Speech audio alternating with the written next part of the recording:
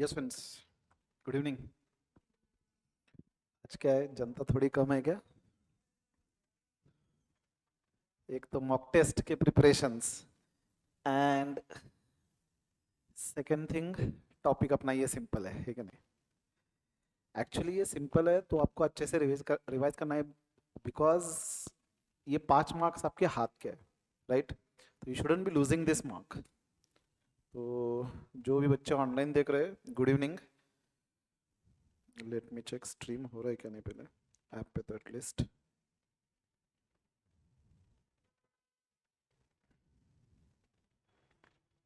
एक second app पे पहले चेक करते हैं।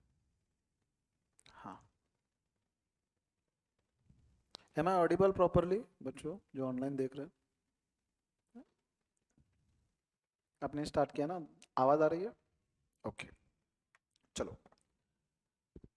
तो today we are going to discuss only index number. छोटा सा चैप्टर है लेकिन मार्क्स बेचेंगे। तो मोटा मोटी आई थिंक कि 1 घंटा या 1.25 घंटा ही लेक्चर रहेगा अपना, ज़्यादा टाइम नहीं रहेगा। ओके, ये उससे भी अर्लियर हो सकता है।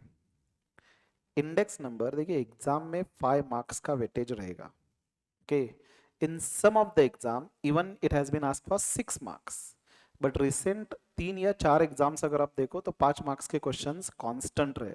Okay, and if you see the pattern, normally इसमें theory as well as practical आता है।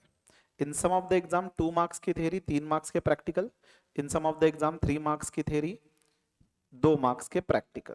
Okay, in one of the exam 4 marks की थेरी, 3 मार्क्स, 2 मार्क्स के प्रैक्टिकल भी था। ओके, सो यहाँ पे theory as well as practical calculation equally important. Okay, and it will be all the questions will be damn easy. बहुत simple questions रहेंगे। हमने जो क्वेश्चन सॉल्व किए थे, similar questions will be there, जो straightforward आप calculate कर सकते हो। Okay, and theory will be also easy.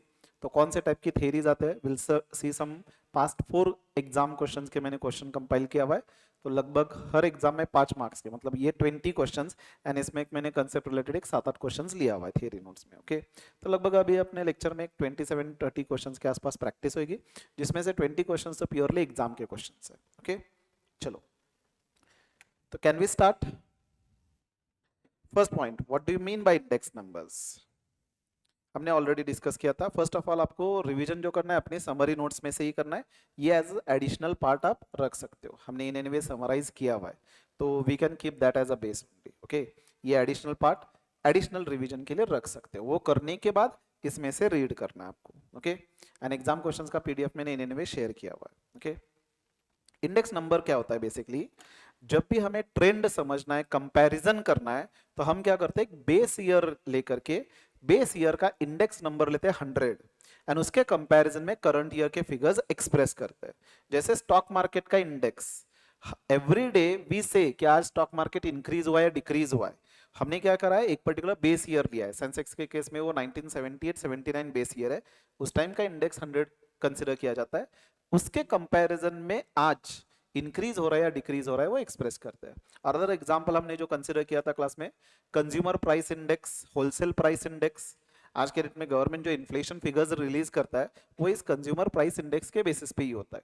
तो गवर्नमेंट ने एक्चुअली क्या किया, 2012 एज अ बेस ईयर लिया हुआ है। ओके, तो हर जो product, serial, pulses, wheat etcetera etcetera, उनके इन्फ्लेशन रेट जो आते हैं 2012 बेस ईयर पकड़ करके उसके वैल्यू के बेसिस पे आते हैं।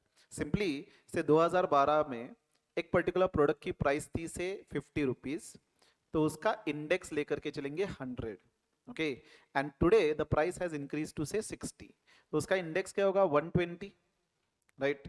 तो this will be considered to be index. तो 100 के टर्म्स में जब एक्सप्रेस्ड होगा, say for example next year 140, then 150 and so on, तो कंपैरिजन एंड ट्रेंड समझने के लिए बहुत सिंपल रहेगा, क्योंकि हर प्रोडक्ट्स का, यहाँ पे तो हमने एक प्रोडक्ट लिया हुआ है, सपोज ऐसे 500 प्रोडक्ट्स हो, तो हर प्रोडक्ट का प्राइस कंपेयर नहीं करेंगे, लेकिन इंडेक्स नंबर कंबाइन जब कैलकुलेट करेंगे, एक ट्रेंड समझ में आएगा कि प्राइस लेवल राइज हुआ है, फॉल हुआ है, etcetera. Okay, so this was a basic part of index, right? हमने सम बेसिक नोटेशंस भी देखे थे, ये हमने समरी नोट्स में देखा था। यहाँ पे जब भी हम इंडेक्स रेफर करेंगे, जीरो के साथ रेफर कर रहे हैं, मतलब हम बेस ईयर के फिगर्स रेफर कर रहे हैं। मतलब P0 मतलब बेस ईयर की प्राइस, Q0 मतलब बेस ईयर का क्वांटिटी, बराबर। देन आइदर वन या एन के साथ जब रिप्रेजेंट कर रहे हैं, we are representing current year prices. P1 या Pn मतलब ये करंट ईयर के प्राइसेस होंगे, Q1 या Qn ये बेस ईयर के सॉरी करंट ईयर के क्वांटिटी होंगे, राइट।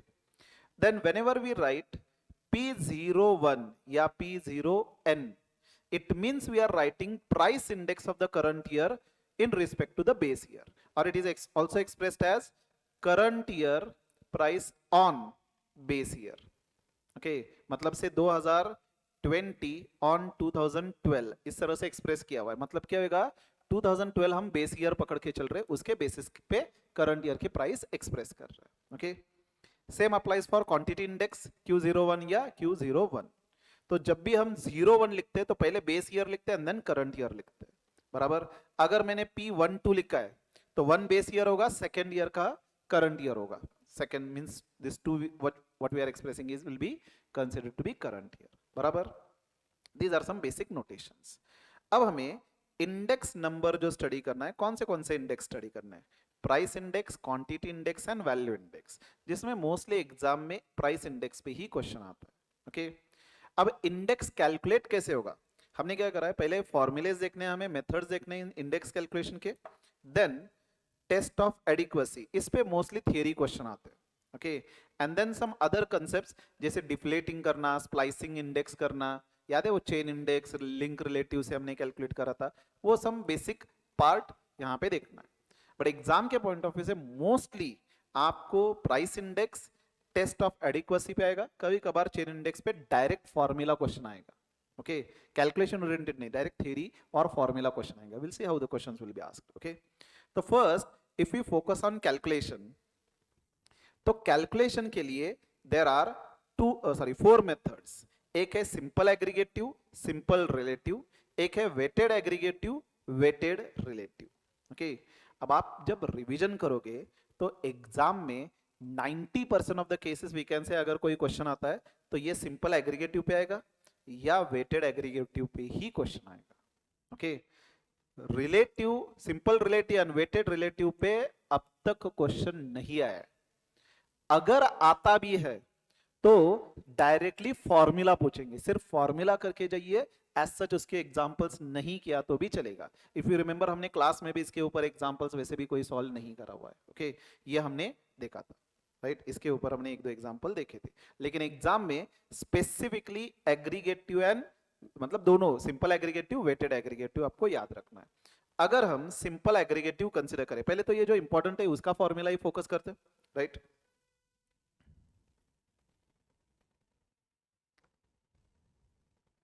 सिंपल एग्रीगेटिव, इसका फॉर्मूला क्या था,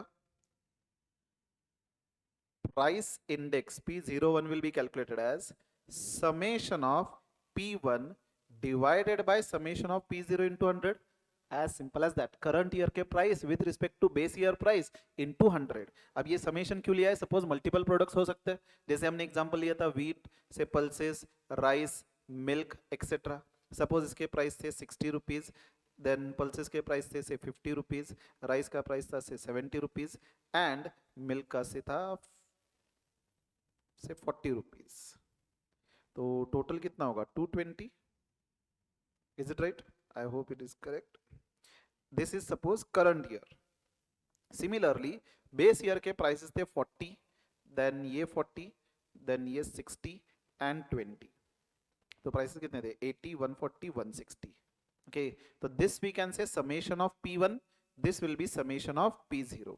तो प्राइस इंडेक्स अगर कैलकुलेट करना है P01 तो ये क्या होगा 220 upon 160 into 100, right. So 220 divided by 160 into 100, तो इंडेक्स क्या होगा 137.5। मतलब क्या है, अगर ये मैं कंज्यूमर प्राइस इंडेक्स की बात कर रहा था तो 2012 में जो डिफरेंट डिफरेंट प्रोडक्ट्स है उसकी प्राइस लेवल लेंगे 100, अब उसका इक्विवेलेंट प्राइस लेवल कितना हो रहा है 137.50। Have you understood this first point. ये था simple formula for simple aggregative. सारे प्रोडक्ट्स का समेशन लेंगे, प्राइस का current year, base year price P1 divided by P0, ये याद रखना है P1 डिवाइडेड बाय P0 ये हमेशा रहेगा, राइट। Second weighted aggregative. अब वेटेड एग्रीगेटिव में क्या होगा, price index will be calculated with respect to weight, right. तो इफ यू रिमेंबर हमने फॉर्मूला देखा था P1 अपॉन P0 इंटू 100। अब मुझे अगर वेट लेना है तो कौन सा वेट लेंगे, क्वांटिटी वेट लेना था कैलकुलेशन ऑफ वैल्यू के लिए, बराबर। तो here will be taking as quantity as a weight. अब इशू ये है कि कौन सी क्वांटिटी वेट लेकर के चले। सम स्टैटिस्टिशियंस ने कहा कि हम बेस ईयर की क्वांटिटी लेंगे as a weight, okay. Some statistician ने कहा कि नहीं, करंट ईयर की क्वांटिटी लेंगे एज अ वेट। अब सम स्टैटिस्टिशियन ने दोनों का एवरेज करा, याद है। तो अगर हम बेस ईयर क्वांटिटी ले रहे एज अ वेट, तो ये किसने सजेस्ट किया था, लैस्पेज मेथड ने सजेस्ट किया था। तो यहां पे अगर मैं आऊं, ये देखिए सिंपल एग्रीगेटिव तो हमने डिस्कस किया, लैस्पेज मेथड ने Pn upon P0 into Q0, तो यहां पे summation of P1 upon P0 ये तो लेना ही है आपको, ठीक है। प्राइस करंट ईयर की प्राइस को बेस ईयर की क्वांटिटी से मल्टीप्लाई करेंगे एंड बेस ईयर की प्राइस को बेस ईयर की ही क्वांटिटी से मल्टीप्लाई करेंगे, बराबर। तो जब हम base year as a weight ले रहे हैं तो this will be Laspeyres method. याद रखना ये फॉर्मूला, डायरेक्ट क्वेश्चन इस पे फॉर्मूला पे आ सकता है, राइट। अब जब लैस्पेज ने कहा कि हम बेस ईयर की क्वांटिटी एज अ वेट ले रहे हैं, पैस्चेज ने ये कहा कि नहीं, बेस ईयर की क्वांटिटी लेना गलत होगा, हम करंट ईयर की क्वांटिटी लेंगे। तो एज पर पैस्चेज वेट क्या लिया जा रहा है, करंट ईयर क्वांटिटी। तो फॉर्मूला क्या बनेगा, P1Q1 divided by P0Q1 into 100। Formula P1 upon P0 ये फिक्स ही रहेगा। अब क्वांटिटी से जब मल्टीप्लाई करना है तो करंट ईयर की क्वांटिटी दोनों के लिए मल्टीप्लाई करेंगे, इज इट राइट। तो देखिए परचेज index current year quantities are used as weight. तो परचेज P1Q1 अपॉन P0Q1 इंटू 100। याद रहेंगे दो फॉर्मूले बहुत ही ज्यादा इंपॉर्टेंट, ओके। अब मार्शल एजवर्थ ने क्या कहा कि हम दोनों ईयर की क्वांटिटी का एवरेज लेंगे, ओके। तो मार्शल एजवर्थ ने बेसिकली जो वेट लेना था, इन्होंने कहा कि वैसे फॉर्मूला क्या था, P1 अपॉन P0 इंटू 100। अब वेट सपोज मैं W एक्सप्रेस करूं तो इन्होंने W क्या कंसीडर करा, हम दोनों ईयर की Q1 प्लस Q0 अपॉन 2 दोनों ईयर की एवरेज क्वांटिटी लेंगे। तो न्यूमरेटर में Qn plus Q0 upon 2 and denominator में भी डिवाइडेड बाय 2 हो रहा है, तो 2 कैंसिल होएगा, राइट। तो basically the calculation will be like this, P1 into Q1 plus Q0 divided by P0 into Q1 plus Q0, right. So this was a formula. ये देखिए मार्शल एजवर्थ का formula Pn into दोनों year की quantity का summation divided by P0 into दोनों year की quantity का summation into 100, is it right. तो ये तीनों फॉर्मूले याद रखना है लैस्पेज में। वैसे कंसेप्चुअली फॉर्मूला तो ये सिंपल है, P1 upon P0, right, multiplied by quantity करेंगे। लैस्पेज कौन से क्वांटिटी ले रहा है, base year, Paasche current year, Marshall Edgeworth दोनों ईयर की क्वांटिटी का समेशन। वैसे तो इनको एवरेज लेना था, लेकिन 2 न्यूमरेटर में एंड डिनोमिनेटर में कैंसिल होएगा, राइट। देन फिशर इंडेक्स ने, अब फिशर को आइडल इंडेक्स भी कहा जाता है, क्यों बाद में देखेंगे, ठीक है। फिशर इंडेक्स ने कहा कि हम क्या करेंगे, लैस्पेज मेथड एंड पास्चेज मेथड का ज्योमेट्रिक मीन लेंगे, ओके। तो इन दोनों का ज्योमेट्रिक मीन लेना है आपको। तो simply Laspeyres into Paasche, and if you remember geometric mean में क्या करना था, दोनों का प्रोडक्ट लेकर के दो ही एलिमेंट्स है तो रूट करेंगे, राइट।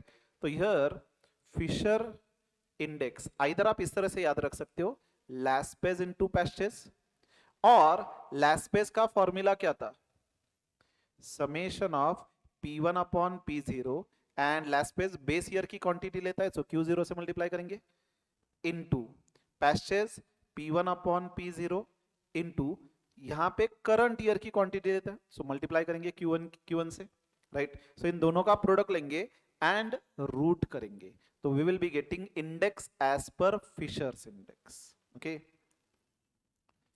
देन अब वेटेड एवरेज रिलेटिव, जैसे कि मैंने कहा था कि एक बार फॉर्मूला देख लेना है, याद रहा तो ठीक, अदरवाइज भूल जाइए। इसके ऊपर ऑलमोस्ट लास्ट 7-8 इयर्स में मैंने क्वेश्चन नहीं देखा एग्जाम में, okay. So don't bother to solve this. Formula क्या है यहाँ पे, Pn upon P0 summation of Pn upon P0 into base year की quantity current year sorry base year की price into base year quantity divided by summation of P0 Q0 into 100. Okay, एक बार formula just go through करना है, as it is रखना है. Okay, then simple relative का formula क्या था? सिंपल रिलेटिव में क्या करेंगे, यहां पे जैसे हमने समेशन लिया था अब वैसे नहीं करेंगे, यहां पे हर एक प्रोडक्ट का रिलेटिव लेंगे. मतलब simply it will B P1 upon P0 into 100, right? तो ये 60 अपॉन से 40 इंटू 100, तो ये 150 होगा. देन 50 अपॉन 40 इंटू 100, तो 125 एंड सो ऑन. एंड इनका ये जो चार आएगा ना, इनका एवरेज निकालेंगे, मतलब डिवाइडेड बाय 4 करना है. Have you understood this three? तो अब तक जो हमने डिस्कस किया उसमें सिंपल एग्रीगेटिव ये वाला एंड ये चार फॉर्मूलेज कौन से, लैस्पेस, पैस्चर्स, मार्शल, इजवर्थ एंड फिशर, ये इंपॉर्टेंट था, राइट? डॉर्बिशन बोली वैसे सिलेबस का पार्ट ही नहीं है, हमने लिया था. हमने डॉर्बिशन बोली जो हमने लिखा था ना, वो क्यों लिखा था? क्योंकि एक बार ऑप्शन में था वो, इसलिए. फिर भी कुछ गारंटी नहीं है, so better you can remember. Dorbish Bowley simply Laspeyres and Paasche's का एवरेज ले रहा है. ओके, तो Laspeyres plus Paasche's divided by 2. Okay, have you all understood so far? So basically this much was a basic part of this. Okay, तो chain index, अब ये chain index है ना, उसका एग्जांपल भी इमीडिएटली देखते हैं. ओके, चेन इंडेक्स मोस्टली इतना इंपॉर्टेंट नहीं है, कैलकुलेशन ओरिएंटेड, लेकिन फॉर्मूला एक दो बार पूछा है. ओके, देखिए फॉर्मूला क्या है चेन इंडेक्स का, एग्जांपल भी यही इसी डिस्कशन में देखते हैं. चेन इंडेक्स, पहले तो फॉर्मूला देखते हैं and then we will try to understand क्या क्या कर रहे हैं यहाँ पे. Link relative of current year into chain index of previous year divided by 100.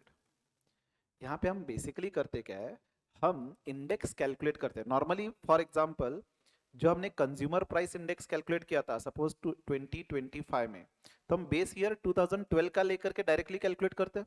Is it right? हर साल का 2012 के परस्पेक्टिव से कैलकुलेट करेंगे. चेन इंडेक्स में क्या करेंगे, हर साल का इंडेक्स पिछले साल के कंपैरिजन में कैलकुलेट करेंगे. ओके, सो चेन मतलब क्या है, 2012 के बेसिस पे 13 का कैलकुलेशन होगा, 13 के बेसिस पे 14 का कैलकुलेशन होगा, 15 का एंड सो ऑन. तो 25 जब कैलकुलेशन करेंगे 24 के बेसिस पे कैलकुलेशन होगा. वैसे नॉर्मल जो फॉर्मूला है उससे जो इंडेक्स कैलकुलेट करेंगे सेम आएगा, just method of calculating is different. Okay, तो ईच ईयर कैलकुलेशन करते टाइम पिछले साल का चेन इंडेक्स के बेसिस पे कैलकुलेशन करेंगे. मतलब देखिए एग्जांपल यहां पे,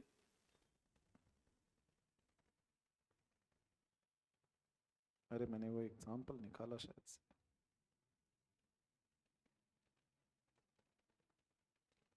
मैंने वो एग्जांपल डिलीट किया क्या क्या? Okay, I will show you. I guess वो एग्जांपल डिलीट हुआ है, चलिए. लेकिन will see that index on the basis of, हमने समरी नोट्स में ये जस्ट फॉर्मूला लिखा था या, हाँ यहाँ पे तो लिखा है नाम में. चलो यहाँ पे हमने क्या किया था, एक बार अगेन समझते हैं. 2012 में प्राइस था 60, हम इसका लिंक रिलेटिव बेस ईयर के बेसिस पे 100 लेंगे, चेन इंडेक्स भी 100 लेंगे फर्स्ट ईयर का. ओके, अब नेक्स्ट 2013 में suppose the price level was 68, link relative calculate कैसे होगा, करंट ईयर का प्राइस बेस ईयर का प्राइस डिवीजन, मतलब सेम अपना P1 अपॉन P0 इंटू 100. तो ये 68 अपॉन 60 इंटू 100 113.33 आ रहा है. अब हम क्या करेंगे, 113.33 करंट ईयर का जो प्राइस लिंक रिलेटिव है उसको मल्टीप्लाई करेंगे पिछले साल के चेन इंडेक्स के बेसिस पे. ओके, एंड डिवाइड करेंगे विथ 100.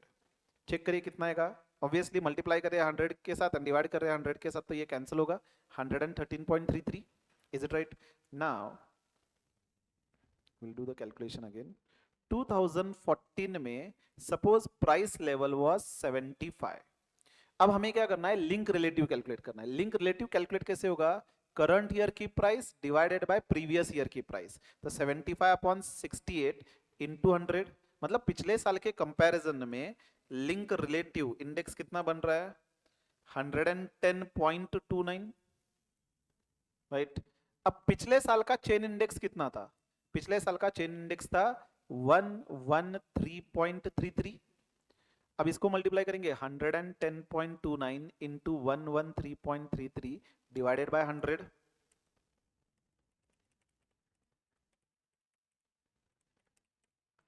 इज इट 124, मतलब 125 अप्रोक्सीमेटली, राइट? अब ये हमने क्या करा है, करंट ईयर का लिंक रिलेटिव पिछले साल के इंडेक्स के कंपैरिजन में कैलकुलेट किया।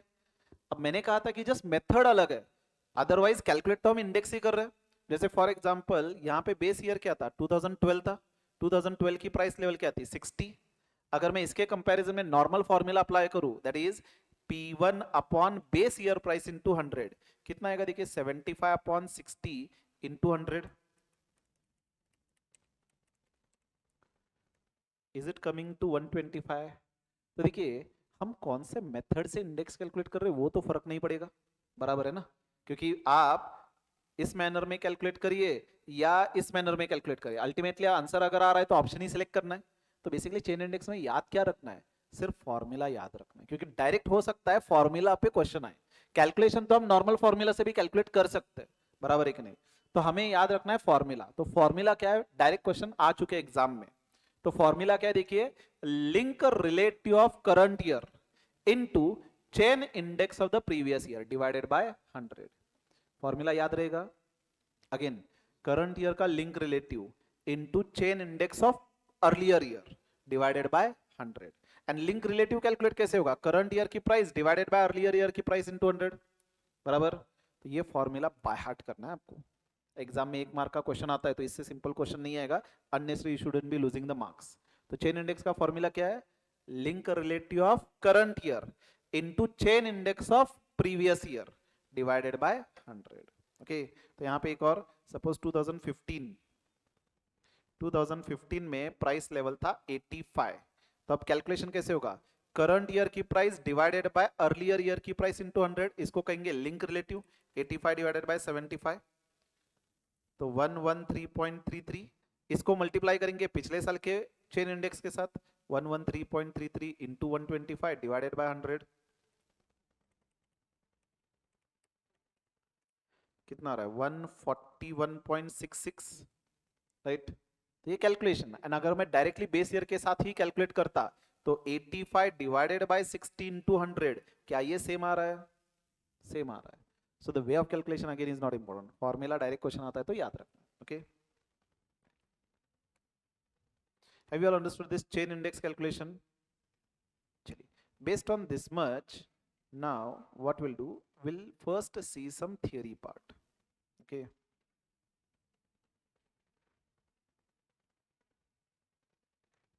ये चेन इंडेक्स का हमने फॉर्मूला देखा था। Okay, now the more important part पहले एक बार डिस्कस कर लेते हैं, which is test of adequacy. इस पे भी मोस्टली क्वेश्चंस आते हैं, टेस्ट ऑफ एडिक्वेसी मतलब इंडेक्स नंबर कैसा होना चाहिए उसके लिए टेस्ट रन करके देखने हैं। एंड अगर वो टेस्ट सेटिस्फाई करता है तो then that index we can say is good.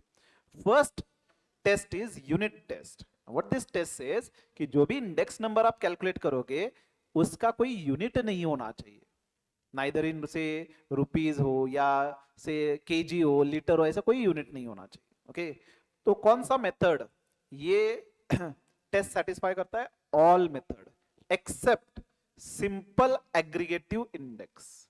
क्योंकि यहां पे क्या होता है देखिए, मैंने जो एग्जांपल लिया था यहाँ पे व्हीट केजी में होगा, पल्सेस केजी में होगा, राइस केजी में होगा, लेकिन मिल्क तो लीटर में होगा। हमने तो डायरेक्टली समेशन करके डिवाइडेड बाय पिछले साल का प्राइस लिया हुआ है। तो जब यूनिट अलग अलग है तो यहाँ पे ये जो इंडेक्स आ रहा है तो बेस्ड ऑन डिफरेंट यूनिट्स आ रहा है। Is it right? Instead of that अगर मैंने हर साल का प्राइस रिलेटिव कैलकुलेट किया रहता तो ये 40 पर लीटर डिवाइडेड बाय 20 पर लीटर, लीटर लीटर तो वैसे भी कैंसिल होता। Is it right? तो सिंपली आपको 2 पॉइंट याद रखने हैं यूनिट टेस्ट में। फर्स्ट पॉइंट क्या है कि यूनिट टेस्ट कहता है कि जो इंडेक्स कैलकुलेट करोगे उसका कोई यूनिट नहीं होना चाहिए। Okay, and second, which method of calculating price index satisfies, all the method satisfies except simple aggregative method. Okay, MCQ के लिए relevant है। सेकेंड टेस्ट क्या है देखिए, टाइम रिवर्सल टेस्ट। अब टाइम रिवर्सल टेस्ट में क्या करना है हमें, टाइम रिवर्सल टेस्ट हमें क्या बताता है, पहले तो टेस्ट समझिए। सपोज 2012 अगर मैं बेस ईयर मान के चलूं एंड 2020 करंट ईयर मान के चलूं, ओके, तो हम क्या करेंगे, प्राइस इंडेक्स कैलकुलेट करेंगे with respect to base year. अब सेकेंड केस में क्या करना है, उल्टा करना है, 2020 को बेस ईयर मानेंगे एंड 2012 को से करंट ईयर मानेंगे। अब ये बेस ईयर लेकर के इसकी प्राइस कैलकुलेट करनी है, प्राइस इंडेक्स, ओके, तो इसको P10 कहेंगे, ओके। आपको नहीं लगता ये एक दूसरे का रेसिप्रोकल होना चाहिए, right? So first point you have to remember, time reversal test क्या कहता है, अगर मैं P01 कैलकुलेट कर रहा हूं इनटू P10, मतलब 2012 पहले बेस ईयर लिया था, उसके बेसिस पे हमने इंडेक्स कैलकुलेट किया, कौन से ईयर का, 2020 का। अब उल्टा करेंगे, अर्लियर जो बेस ईयर था उसको करंट ईयर मानेंगे एंड अर्लियर जो करंट ईयर था उसको बेस ईयर मानेंगे and then price index calculate करेंगे। इन दोनों का प्रोडक्ट 1 आना चाहिए, राइट? एंड यहां पे कह सकते हैं P01 will be equal to 1 upon P10, ये एक दूसरे का रेसिप्रोकल होगा, ओके।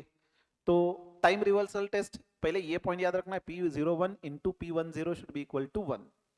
सवाल ये आता है कि कौन सा मेथड ये टेस्ट सेटिस्फाई करता है, लैस्पेज मेथड, पैस्चेज मेथड ये टेस्ट सेटिस्फाई नहीं करते, फिशर मेथड ये टेस्ट सेटिस्फाई करता है, ओके।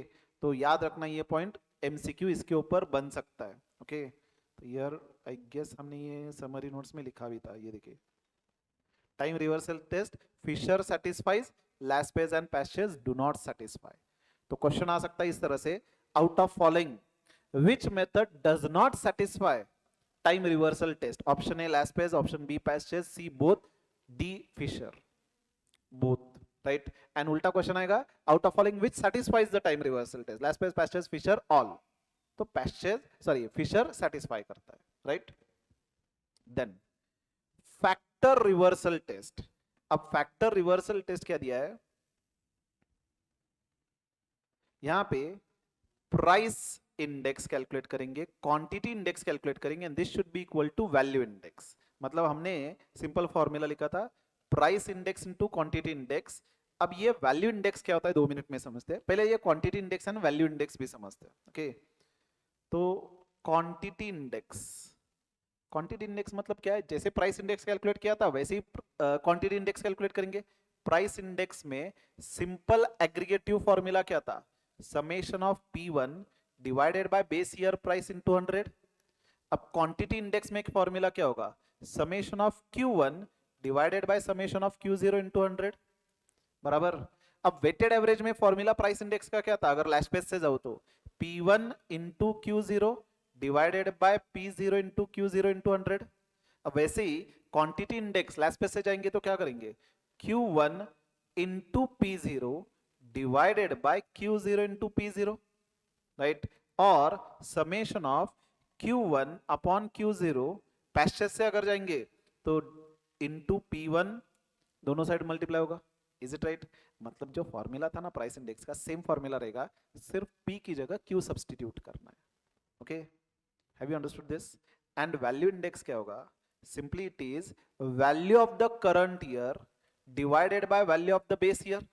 अब value of the current year कैसे मल्टीप्लाई कैलकुलेट करेंगे, करंट ईयर की प्राइस इनटू करंट ईयर की quantity divided by current year, sorry base year की प्राइस इनटू बेस ईयर की क्वांटिटी, राइट? तो यहां पे समरी नोट्स में जो लिखा था हमने, इसको लिख सकते हो आप लोग, this will be equal to value index.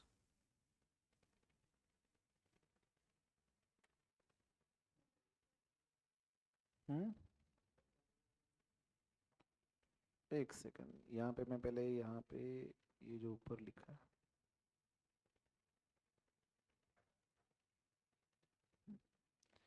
क्या कह रहे थे, फॉर्मूला अलग, कौन सा अलग है ये, लेट्स चेक।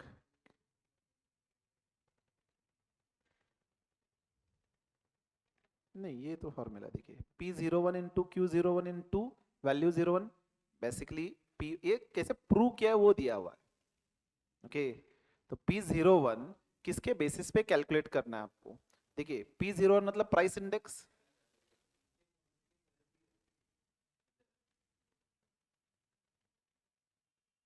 कहाँ पे P0 इंटू Q0 है ना?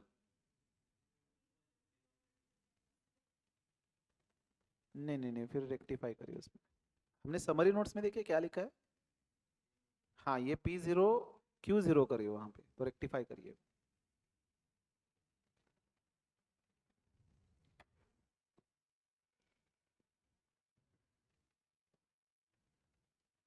तो हमें क्या करना है देखिए, फर्स्ट ऑफ ऑल ये फैक्टर रिवर्सल टेस्ट कौन सेटिस्फाई करता है? सिर्फ फिशर सेटिस्फाई करता है। तो फिशर के हिसाब से प्राइस कैलकुलेट करेंगे, price index, quantity index, and this will come to value index. Okay, तो यही दिया हुआ है। प्राइस इंडेक्स का फॉर्मूला क्या होगा? प्राइस इंडेक्स कैलकुलेट कैसे होता है फिशर के हिसाब से? Summation, Laspeyres method, summation of P1 upon P0 into Q0 into Paasche P1 upon P0 into Q1 under root, ये हुआ price index, right. Then quantity index. अब क्वांटिटी इंडेक्स का फॉर्मूला क्या होगा? P की जगह Q सब्स्टिट्यूट करेंगे, Q1 upon P0 divided by Q0 into P0, right, into summation of Q1 Q0। अब पैसेज कहेगा कि हम करंट ईयर की प्राइस लेंगे। अब ये जो प्रोडक्ट कैलकुलेट करेंगे, तो after solving all this, summation of P1 Q1 upon P0 Q0, इसको हम कहेंगे value index. Okay, this you should be getting. तो ये फैक्टर रिवर्सल टेस्ट सिर्फ अगेन फिशर ही सेटिस्फाई करता है। Have you understood this? And next circular test. Circular test को हम टाइम रिवर्सल टेस्ट का एक्सटेंशन भी मान सकते हैं। ओके, ये भी एमसीक्यू के लिए आ सकता है, theory question. Circular test is या dash is extension of time reversal test. Again I will repeat, sorry कहां पे? हाँ, इंटू 100 तो आएगा ना, मैंने जस्ट लिखा नहीं है, लेकिन परसेंटेज में एक्सप्रेस करने के लिए इंटू 100 आएगा। वैल्यू इंडेक्स जब भी कैलकुलेट करते हैं तो इंटू 100 करेंगे, वो ऑलवेज रहेगा। मैंने ये दोनों साइड रहेगा ना, ये यहाँ पे इंटू 100 होगा कैलकुलेशन करते टाइम, यहाँ पे भी इंटू 100 होगा, तो ये कैंसिल होगा, इसलिए यहाँ पे नहीं लिखा। जब वैल्यू इंडेक्स कैलकुलेट करेंगे तो विल मल्टीप्लाई बाय 100, राइट। अब सर्कुलर टेस्ट क्या है? फर्स्ट रिमेंबर, एमसीक्यू आ सकता है, dash is a extension of time reversal test. तो circular test we can say is an extension of time reversal test. Time reversal test हमने देखा था, उसमें हमने क्या देखा था? से 2012 बेस ईयर से 2020 करंट ईयर मान के चलेंगे। तो पहले क्या करेंगे? P01 कैलकुलेट करेंगे एंड देन P10 कैलकुलेट करेंगे, इनका प्रोडक्ट 1 आना चाहिए। अब हम क्या करेंगे? एक और ईयर लेंगे, say base year 0 then 1, that is इनका P01 आएगा। अब ये बेस ईयर 1 लेकर के चलेंगे एंड नेक्स्ट सेकेंड का कैलकुलेट करेंगे, तो ये क्या होगा? P12, right. And then again 2 base year consider करके इसका इंडेक्स कैलकुलेट करेंगे, so this will be P20। Okay, तो अब इनका जो प्रोडक्ट है that should be also 1, that is P01 into P12 into P20, this should be again 1। मतलब time reversal test में हमने ये दो ही लिया था, अब हम फर्दर सर्कल बना रहे हैं। ओके, पहले इसको बेस ईयर माना, इसका इंडेक्स कैलकुलेट किया P01, देन इसको बेस ईयर माना, इसका इंडेक्स कैलकुलेट किया P12, देन इसको बेस ईयर माना, इसका इंडेक्स कैलकुलेट किया है, तो एक सर्कल हो रहा है, इसलिए सर्कुलर टेस्ट। एंड क्योंकि ये टाइम रिवर्सल टेस्ट जैसी है, टाइम में हमने सिर्फ 2 साल कंसीडर किया था, अब 3 साल कंसीडर कर रहे हैं, तो therefore it is considered to be extension of time reversal test. Okay, अब ये टेस्ट कौन सा मेथड फॉलो करता है? Laspers, Pastures and Fisher does not satisfy. We can say this is the only method which is not satisfied by Fisher. Okay. Simple geometric mean of price relative or weighted aggregative based on the fixed weights will satisfy this test. Have you all understood? तो ये theory के लिए simple याद रख सकते हो। Mostly question इस तरह से आएगा कि circular test is satisfied by Laspers, Pastures, Fisher, none. तो आंसर क्या होगा? none. Okay, तो simple geometric mean of price relative or weighted aggregative based on fixed weights will satisfy this test. Have you all understood so far? Just a second, I'll come back in 1 minute. तब तक आप हाँ नहीं नहीं, अभी तो start किया, break कहाँ से लेंगे? ये क्वेश्चन देखिए, I just come back.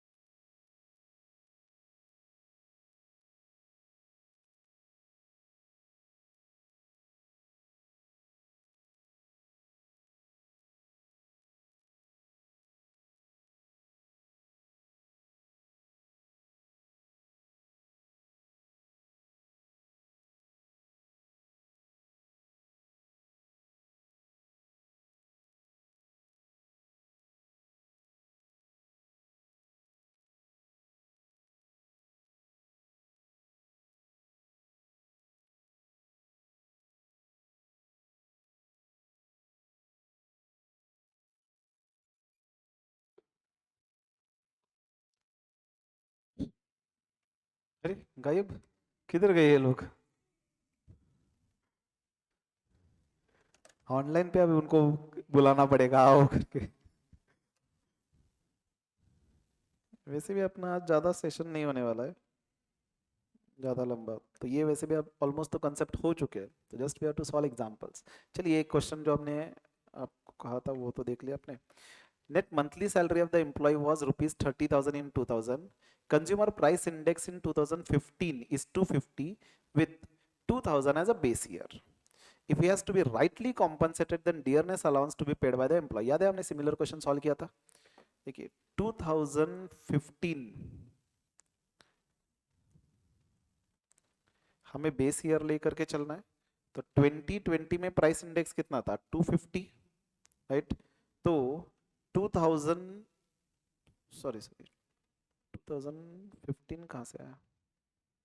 Consumer price index in 2015 is, okay यहाँ पे 2020 नहीं, 2015, एंड ये 2000 था बेस ईयर, राइट? तो अगर net monthly salary in 2000 was 30,000, तो यहाँ पे प्राइस क्या होनी चाहिए या सैलरी कितनी होनी चाहिए थी? जिस मैनर में इन्फ्लेशन राइज हुआ है इसी मैनर में हम प्राइस लेवल राइज करेंगे। तो 30,000 इंटू 250 डिवाइडेड बाय 100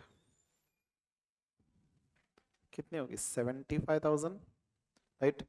अब अगर 75,000 प्राइस होनी चाहिए, बेसिक सैलरी 30,000 होगा। अब टोटल सैलरी कितनी होनी चाहिए? 75,000 considering the inflation, and inflation के लिए डियरनेस अलाउंस दिया जाता है, राइट?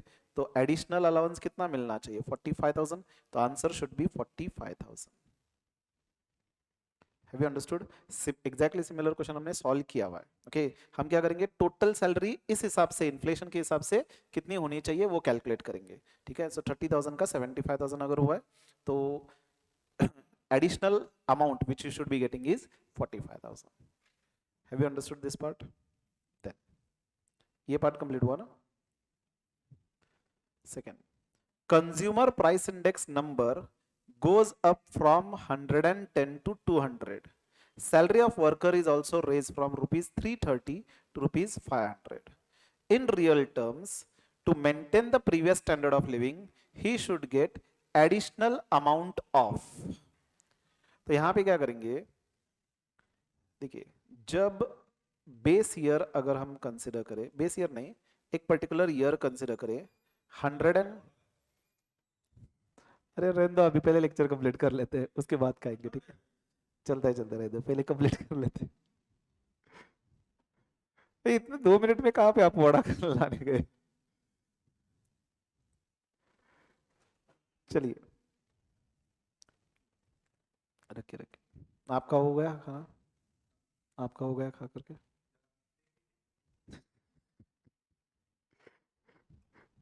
ये एकदम मॉडर्न रिवीजन लेक्चर है। रिवीजन लेक्चर में बीच में ब्रेक, जब तक मेरा फोन होता है तब तक आप ब्रेकफास्ट शेक भी लेकर के आते हैं। शेक कहाँ पे मिला लेकिन तुम्हें, वहां पे तो चाय की गाड़ी है ना। इतने जल्दी आगे जाकर के भी आ गए? अच्छा, मुझे लगा कि इतने जल्दी आप वो भी लेकर के आ गए।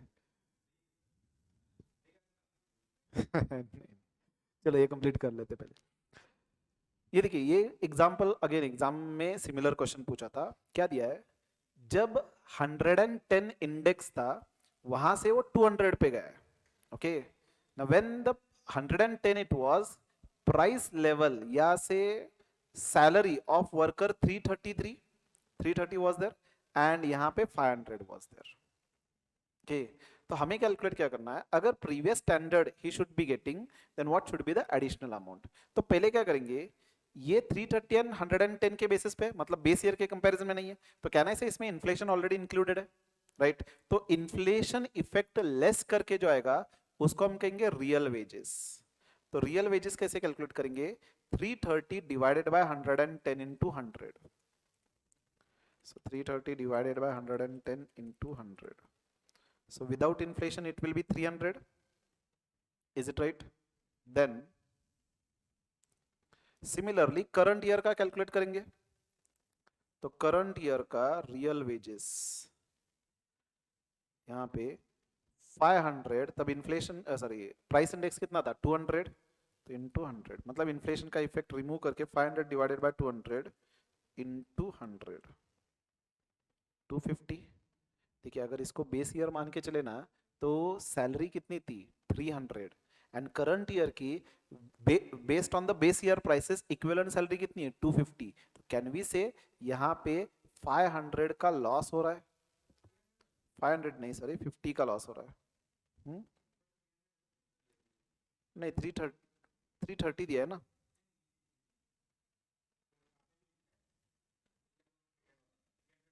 नहीं नहीं, what I am calculating is, ये जो प्राइस इंडेक्स दिया हुआ है, basically this is the price index. Okay, तो जब इंडेक्स 200 था तो price level was 500, right, something like this. When the salary was 500, index कितना था 200, तो जब इंडेक्स 100 होगा तो what should be the equivalent price based on the base year prices, this is what we are calculating. Okay, तो 500 into 100 divided by 200, मतलब base year अगर हम 100 कंसिडर करें तो वहां से इंडेक्स कितना हुआ है 200।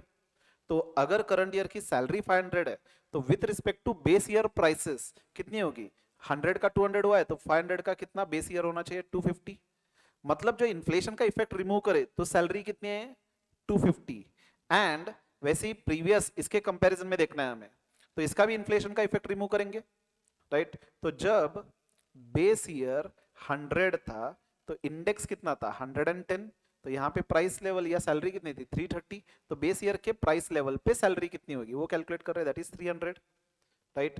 तो इन्फ्लेशन का इफेक्ट जब रिमूव कर रहे हैं तो 300 आ रहा है। एंड वही करंट ईयर की प्राइसेस जो हम सॉरी करंट ईयर की सैलरी कंसिडर कर रहे हैं तो 250 आ रहा है। कैन आई से, तो प्रीवियस ईयर के स्टैंडर्ड ऑफ लिविंग के हिसाब से 50 रुपए का इफेक्टिवली लॉस हुआ है हमें, बराबर। तो even if we are saying कि 330 का 500 हुआ है, लेकिन जब हम प्राइस लेवल कंसीडर करेंगे तो 50 रुपए का लॉस हुआ है। Have you understood this? So this question is important, इस टाइप का क्वेश्चन एग्जाम में आएगा। तो ये मैंने नोट्स ऑलरेडी सॉल्व शेयर किया हुआ है, घर जाके अगेन ये क्वेश्चन देखना है आपको, ये एग्जाम का क्वेश्चन ही है इनफैक्ट। ओके, देन ये क्वेश्चन बहुत सिंपल है। If the price of the commodity in a place have decreased by 30% over the base year price, what will be the index? 100 का 30% लेस हुआ है तो 70। ऐसे भी क्वेश्चन कभी कभार आता है, ऐसे क्वेश्चन आता है, I'll show you. Then with the increase in 10% price, the rise in wages is 20%, then real wages is, देखिए प्राइस इंडेक्स अगर हम बेस ईयर कंसिडर करें 100, तो इस हिसाब से प्राइस इंडेक्स कितना हुआ है 10% राइज 120, सॉरी 110, 10% राइज मतलब, एंड वेजेस कितने से राइज हुआ है 20%, तो हियर वेजेस हुआ है 120। सो रियल वेजेस क्या होगा, बेस ईयर के प्राइसेस पे वेजेस कैलकुलेट कर रहे हैं, इसको हम कहेंगे real wages. So this will B 120 into 100 divided by 110, so this will B, यहाँ पे कुछ तो गलत हुआ है। Increase in 10% of the prices, rise in wages is 20%, the real wages has increased. नहीं नहीं नहीं, ये क्वेश्चन पेंडिंग करके जस्ट चेक, ये क्वेश्चन मत सॉल्व करिए। एक्चुअली ये इस मैनर में होना चाहिए based on the price level, but then keep it pending. I just confirm it. ये क्वेश्चन देखिए, just keep it pending, I'll just check it. In the year 2010, monthly salary of the clerk was 24,000, consumer price index was 140 in a year 2010, which rises to 224 in 2016. Again ये same question है, if it is to be rightly compensated, what is additional salary to be paid to him? अब DA नहीं पूछा है, additional salary word use किया है। तो अगर 2010 का इंडेक्स कंसिडर करें 140 है, एंड वही अगर 2016 कंसिडर करें तो ये कितना हो चुका है 224, राइट। अब सैलरी कितनी थी उसकी 24,000, तो इसको एक्स मानेंगे, तो 24,000 इंटू 224 डिवाइडेड बाय 140, 38,400। तो एडिशनल सैलरी कितनी पे करनी होगी, less 24,000, 14,400।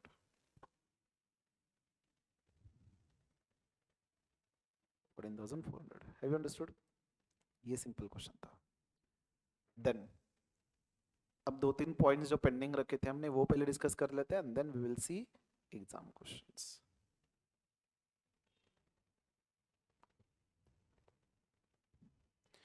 Deflating the time series using index number. Simple words में हम कह सकते हैं कि इन्फ्लेशन का इफेक्ट रिमूव करना। डिफ्लेटिंग करना मतलब इन्फ्लेशन, मतलब इन्फ्लेशन की वजह से प्राइस लेवल ऐड होता है। डिफ्लेशन करना मतलब इफेक्ट रिमूव करना। इफ यू रिमेंबर, इसके ऊपर भी हमने यहाँ पे एग्जांपल सॉल्व किया था।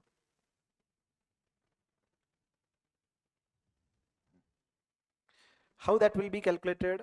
First year you have to take current value divided by price index of the current year, okay? Or deflated value will be calculated as current year, current value into base price upon current price, okay? Simple सा example, 1970 में wholesale price index is 113.1 and current year gross national product consider करें या price level consider करें 7499। तो deflated value कैसे होगा, बस इसको डिवाइड करेंगे प्राइस इंडेक्स के साथ। तो 7499 डिवाइडेड बाय 113.1 इनटू 100, तो 6630, राइट।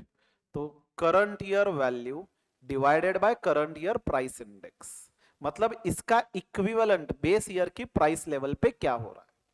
आई विल रिपीट, अगर बेस ईयर में 100 एज अ इंडेक्स था तो करंट ईयर का इंडेक्स कितना था 113.1। अब करंट ईयर की जो प्राइस लेवल है 7499 है, तो बेस ईयर की प्राइस लेवल पे इंडेक्स क्या होगा, as simple as that. Can we say it will be deflated value, जो हमने कैलकुलेट किया था 6630, इनमें इन्फ्लेशन ऐड होकर के ये प्राइस आ रहा है, तो इन्फ्लेशन का इफेक्ट रिमूव करके इसको कहेंगे डिफ्लेटेड वैल्यू, राइट। देखिए नोट्स में यहाँ पे प्राइस कैसे दिया है, ये एग्जांपल तो लिया था मैंने। Then 7935 current year wholesale price index is 116.3। देखिए 7935 डिवाइडेड बाय 116.3 इनटू 100, 6823। मतलब करंट ईयर में अगर प्राइसेस लेवल है 7935, based on this index inflation का इफेक्ट रिमूव करेंगे तो उसका इक्विवेलेंट कितना आएगा 6823, right. Similarly 8657 divided by 121.2 into 100, 7143। क्या ये सिंपल कैलकुलेशन याद रहेगा? तो आपको ये फॉर्मूला याद रखना है, current value divided by price index of the current year, और current value into base year price upon current year price. Have you understood this much? तो ये डिफ्लेटेड वैल्यू था। शिफ्टिंग ऑफ इंडेक्स नंबर, अब shifting of index number मतलब क्या करेंगे, हम base year को ही चेंज कर रहे हैं, राइट। जैसे हमने डिस्कस किया था कि अभी कंज्यूमर प्राइस इंडेक्स कौन सा ईयर के बेस ईयर के कौन सा ईयर बेस ईयर कंसिडर कर रहे हैं 2012। लेटर ऑन गवर्नमेंट ने कहा कि नहीं 2020 जो था एकदम मस्त ईयर था जिसमें कोविड वगैरह आया था, वो बेस ईयर लेकर के चलेंगे। तो अगर बेस ईयर चेंज करना है, शिफ्ट करना है, तो कैलकुलेशन कैसे होगा, सिंपल क्या करना है, यहाँ पे फॉर्मूला देखिए, original price index divided by price index of the year on which it has to be shifted, मतलब क्या है ये हमने एग्जाम्पल से यहाँ पे समझा था. This is more simple to remember. Say original base year was 1980 and इसके हिसाब से 1990 का हमने प्राइस इंडेक्स कैलकुलेट किया था 140. सपोज अब हमें इसको बेस ईयर करना है तो क्या करेंगे, इसको 100 मानेंगे. तो फॉर्मूला देखिए पहले, original price index divided by price index of the year on which it has to be shifted, right. तो जैसे फॉर एग्जांपल ये 100 है, ओरिजिनल प्राइस इंडेक्स है 100, डिवाइडेड बाय कौन से ईयर को हम बेस ईयर मान के चल रहे हैं अभी 140, तो उसका प्राइस इंडेक्स लेंगे 140 इंटू 100. तो 100 divided by 140 into 100 71.40. Is it right? मतलब लॉजिकली देखिए क्या करना है हमें, पहले से 1980 एंड 1990, पहले ये बेस ईयर था, राइट. इसका वैल्यू 100 था, तब इसका वैल्यू कितना था 140, राइट. अब हमें क्या करना है, इसको बेस ईयर कंसिडर करना है. तो अगर इसको बेस ईयर कंसिडर करना है तो इसको 100 मानेंगे. तो जब 100 की वैल्यू 140 हो रही है तो यहां की 100 की वैल्यू कितनी होगी, 100 into 100 divided by 140, right. So it will come to that 71.43 something, बराबर. तो this is simple calculation, base year shift किया हमने. अगेन नेक्स्ट 1981 का जब कैलकुलेट करना है 104 करंट ईयर का इंडेक्स डिवाइडेड बाय कौन से ईयर के इंडेक्स को बेस ईयर मान रहे हैं 1990, तो 140 इंटू 100, तो ये कितना होगा 74.28 एंड सो ऑन. तो करंट ईयर का इंडेक्स डिवाइडेड बाय वो ईयर जो हम अब नया बेस ईयर मानेंगे, उसका प्राइस इंडेक्स जो हमने कैलकुलेट किया हुआ था ऑलरेडी, उसको डिवाइड करके 100 से मल्टीप्लाई करेंगे. Have you all understood this? And एक और पॉइंट था shifting, sorry splicing of index. Splicing में क्या करेंगे देखिए, suppose 2010, 11, 12, 13, 14 and 15 old price index दिया था based on the this year as 100, okay.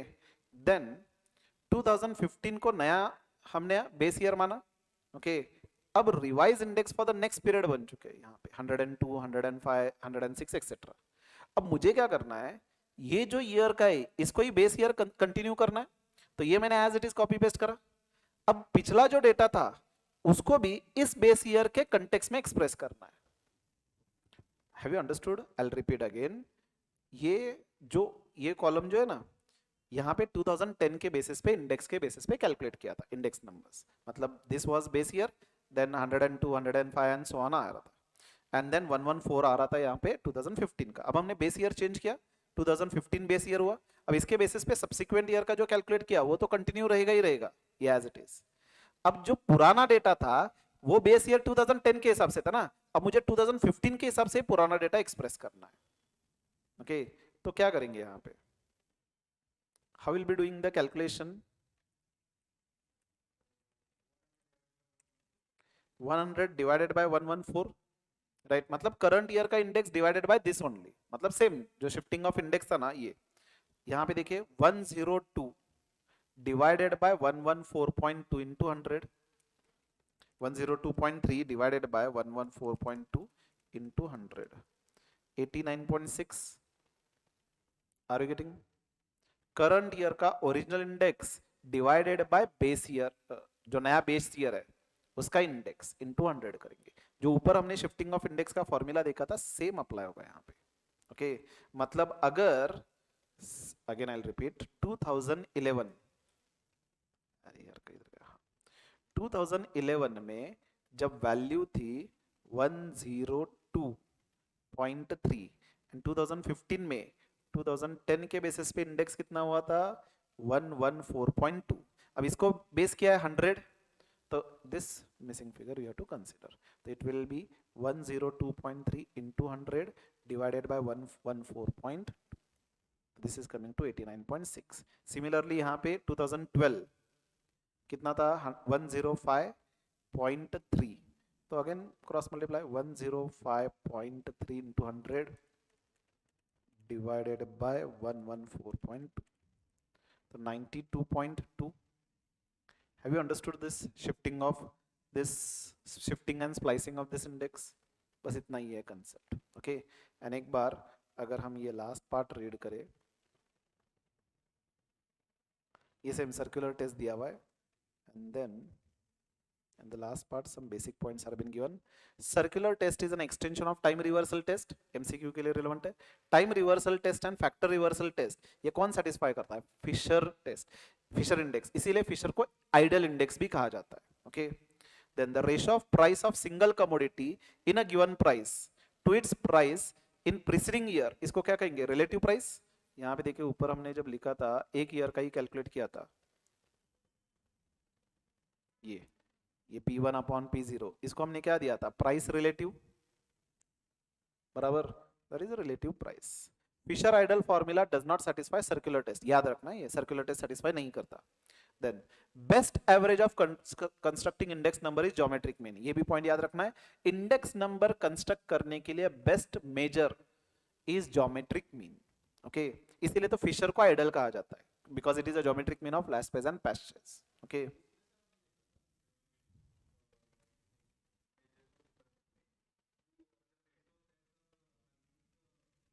नहीं नहीं नहीं, दोनों दिया हुआ है, रेशो एंड रेट्स जब होता है तो इन दैट केस मतलब परसेंटेज में जब एक्सप्रेस करते हैं, geometric mean as well as harmonic mean दोनों सुटेबल है।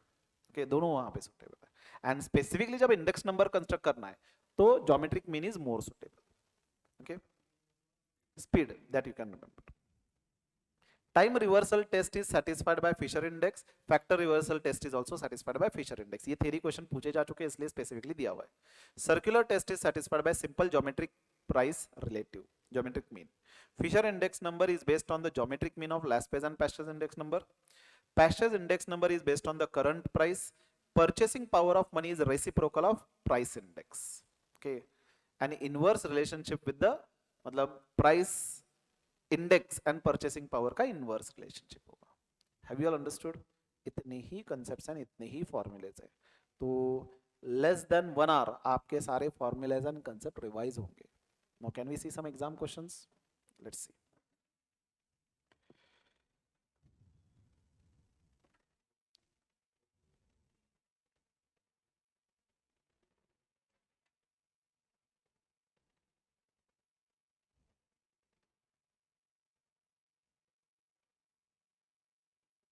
रीड करिए फर्स्ट क्वेश्चन।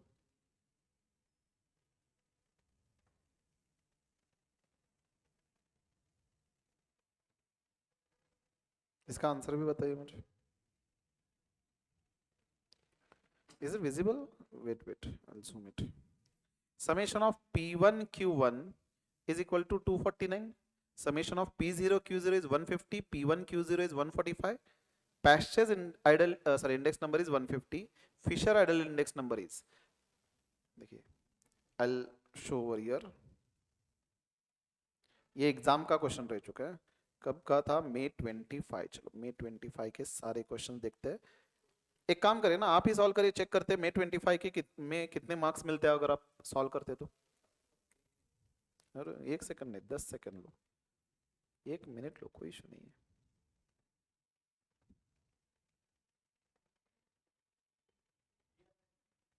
डी आ रहा है कंफर्म? देखिए नेगेटिव मार्किंग है, याद रखना।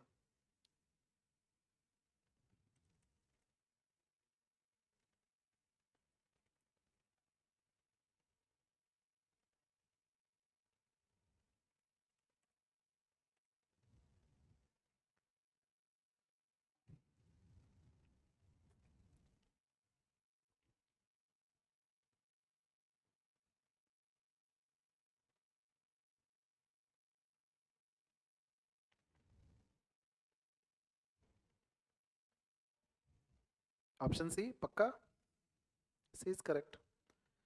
देखिए again I will show, Fisher index calculate कैसे होता है? Under root Laspeyres into Paasche's, geometric mean of Laspeyres and पैस्चेस।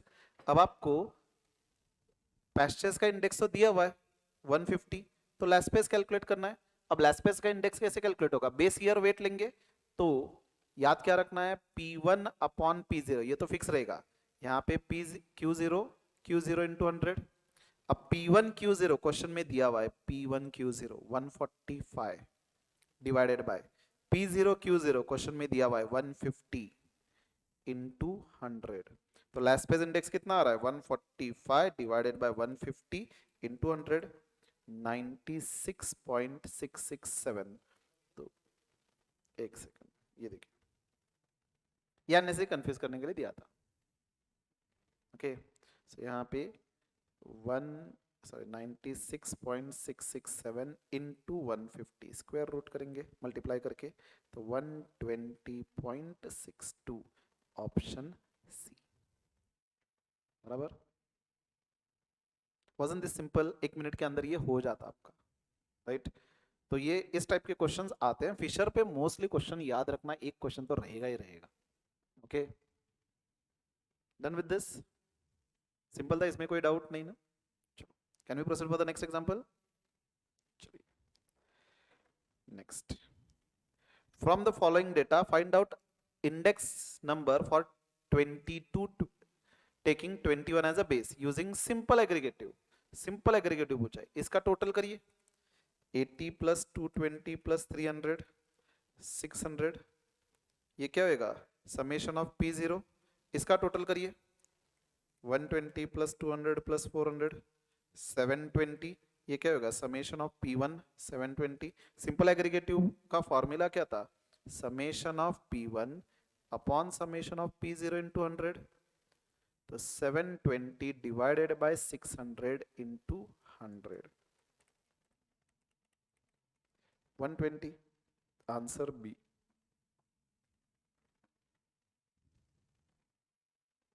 कितना सिंपल था ये क्वेश्चन, राइट? 2 मार्क्स हो गए। देखिए, आपको आइडेंटिफाई करना है। I can tell you measures of central tendency 10 या 12 मार्क्स के क्वेश्चन आते हैं, वो कैपिटलाइज करना है। इंडेक्स नंबर 5 मार्क में से 5 मार्क ही मिलना चाहिए, उसमें 1 मार्क भी लूज नहीं करना है। ओके, तो वो 5 मार्क गारंटेड है। हमने थ्योरेटिकल डिस्ट्रीब्यूशन के भी क्वेश्चन देखे थे, सिंपल थे वैसे, है कि नहीं? इजी थे, एक आध दूसरा डिफिकल्ट आ सकता है, अदरवाइज इजी था। प्रोबेबिलिटी का I can accept, I do accept कि 8 में से या 7 में से 4 टारगेट रख करके जाएंगे। 4 आंसर आने चाहिए। हाँ, कौन से? क्या? तो 3-4 तो मिलेंगे उसमें से। ओके, तो सिंपल सिंपल पार्ट था वैसे। देन नेक्स्ट, ये देखिए, price of the commodity in the year 2015 and 20 were 50 and 60 respectively. The price relative of 2015 on 2020। अब इसका आंसर मुझे बताइए, ये एग्जाम का क्वेश्चन था।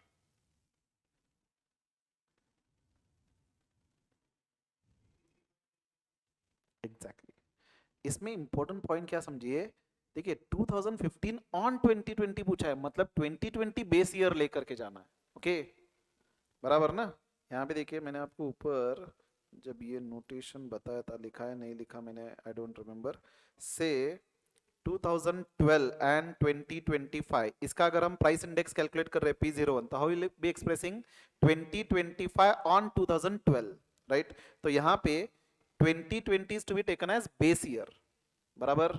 तो करंट ईयर होगा 50, बेस ईयर होगा 60, right? So this will be taken as P0 and this will be taken as P1, right?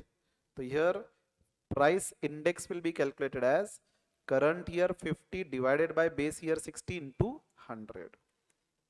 So 50 divided by 60 into 100, 83.33. Have you understood this? ये point याद रखना है कि जो पूछा है ऑन, मतलब ये बेस ईयर मानेंगे, and this will be taken as current year. मतलब we can remember like this, P01 अगर पूछा है तो it is price index of 1 on 0, इस तरह से याद रख सकते हो। ये लिखिए वहां पे इंडेक्स जो लिखा है हमने, तो प्राइस इंडेक्स ऑफ 1 ऑन 0, मतलब 0 मतलब बेस ईयर। तो यहाँ पे 2015 ऑन 2020, मतलब 2020 बेस ईयर लेना है, ये करंट ईयर लेना है। ये इंपॉर्टेंट पॉइंट है, इसमें कंफ्यूजन हो सकता है उल्टा पुल्टा किया तो। एंड इफ यू सी, अगर मैं उल्टा करूं 60 डिवाइडेड बाय 50 करूं, तो ये पक्का ऑप्शन में दिया रहेगा। 60 डिवाइडेड बाय 50 इंटू 100 120, ये ऑप्शन में दिया है। ठीक है, तो कंफ्यूजन हो सकता है यहाँ पे उल्टा किया तो। ओके, चलिए अब नेक्स्ट क्वेश्चन देखिए। Chain index is equal to, formula क्या था, link relative of the current year into price index of the previous year divided by 100। यहाँ पे देखिए link relative of current year into chain index of current year, गलत। Link relative of previous year, गलत। Link relative of current year into chain index of previous year, answer C. ऐसे question जो है ना 10 seconds के अंदर answer आते हैं, तो वो कैपिटलाइज करना है आपको। एंड ये इंडेक्स नंबर लास्ट में रहेगा, 96 टू 100 मोस्टली रहता है। ठीक है, हाँ वैसे कर सकते हैं, पीछे से शुरू कर, मोस्टली लास्ट में रहते हैं इंडेक्स नंबर के क्वेश्चंस। ओके,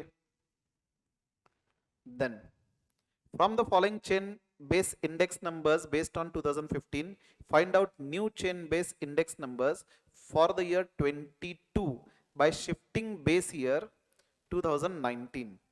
देखिए 2019 को अब शिफ्ट करना है, तो इसको 100 मानेंगे। ठीक है, एंड कौन से ईयर का इंडेक्स फाइंड करना है मुझे, 2025, सॉरी 2015 का नहीं, कौन सा फाइंड आउट, 22 का फाइंड करना है इसका। तो option A, right. Current year 150 divided by 120 into 100, 125। Formula याद आ रहा है तो ठीक, original index divided by the index of the year for which you are calculating, you are taking as a base year. Formula क्या लिखा था हमने, original price index divided by price index of the year जो अब new base year हो चुका है, तो दिस इज 150 डिवाइडेड बाय 120। ये फॉर्मूला याद आ रहा है तो ठीक, otherwise simply go with the basic logic. जब प्राइस लेवल 120 थी तो 150 हुआ था उसका, अब जब इसको 100 कंसिडर करना है प्रोपोर्शनेट, ये क्या होगा, 150 इंटू 100 डिवाइडेड बाय 120, 125। आपको नहीं लगता 5 में से 5 मार्क्स यहाँ पे मिलने चाहिए थे? हाँ, तो देखिए नेक्स्ट एग्जाम, नेक्स्ट मतलब जैन 25 का। Which of the following index uses method of average of base year and current year? Laspeyres base average लेता है? नहीं। पैस्टेज एवरेज लेता है? नहीं। मार्शल एजवर्थ एवरेज लेता है?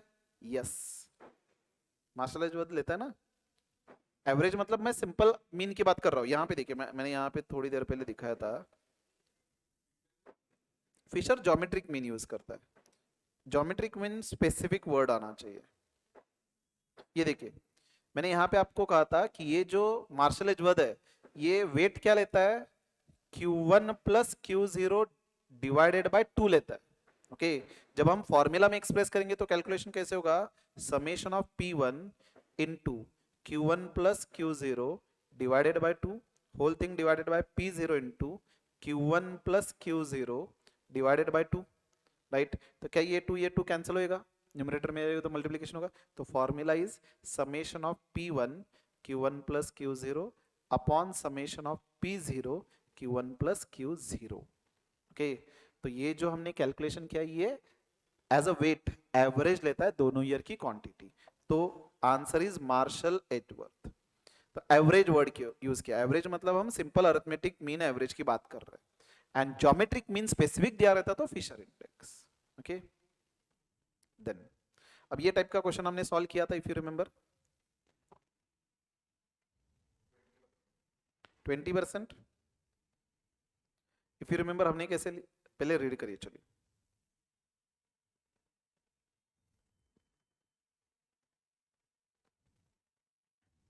इस टाइप का क्वेश्चन टोबैको वाला था, याद है हमने क्लास में सॉल्व किया था।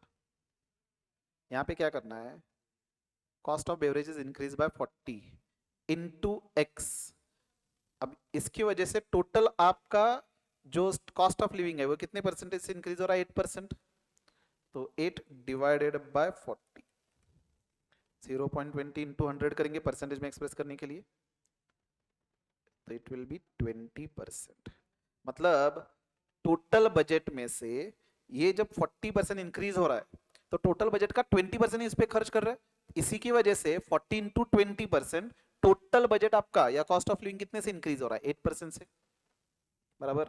तो ये याद रखना है, percentage increase in one particular commodity into X मानेंगे, that is weight, should be equal to total increase in the cost of living, तो क्रॉस मल्टीप्लिकेशन, राइट। हमने जब एग्जांपल सॉल्व किया था ना वो टोबैको वाला था, उसमें डिटेल में डिस्कशन करके ओवरऑल बजट ड्रॉ करके सॉल्व किया था।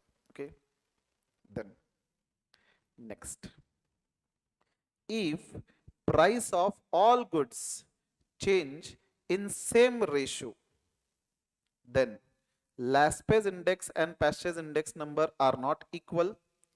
Laspey's index and Pasteur's index are equal.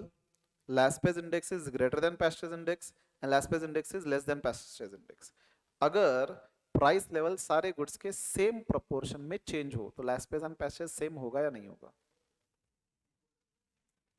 Equal होगा, इक्वली होगा। ये तो वैसे डायरेक्टली बाय ऑब्जर्वेशन बता सकते हो, फिर भी अगर प्रूव करना है तो देखिए किस तरह से प्रूव कर सकते हो हम। ये थोड़ा सा मतलब इमीडिएटली अगर डायरेक्टली आंसर आता है तो ठीक, अदरवाइज अगर कैलकुलेशन ओरिएंटेड जाना है तो कैन आई से P1 अपॉन P0, ये जो रेशियो है ये सेम रखा है उन्होंने के, इज इट राइट? इसको कांस्टेंट कोई एक रेशियो मान के चल रहे हैं, मतलब एक सेम रेशियो से इंक्रीज हो रहा है सारे प्रोडक्ट्स, राइट? इसको कांस्टेंट मैंने अज्यूम किया के। Can I say then P1 is equal to K into P0, right? अब बताइए लास्पेज इंडेक्स का फॉर्मूला क्या था? Summation of P1 base year quantity divided by summation of P0 base year quantity into 100, बराबर। तो ये P1 की जगह मैं ये लिख सकता हूं summation of K into P0 Q0 upon summation of P0 Q0 into 100। ये जो कांस्टेंट है ये बाहर रखेंगे तो K into summation of P0 Q0 upon summation of P0 Q0 into 100 cancel होएगा, परसेंटेज में एक्सप्रेस करेंगे तो क्या आएगा? Is it right? Similarly Paasche's index का फॉर्मूला क्या था? Summation of P1 Q1 upon summation of P0 Q1 into 100, बराबर ना?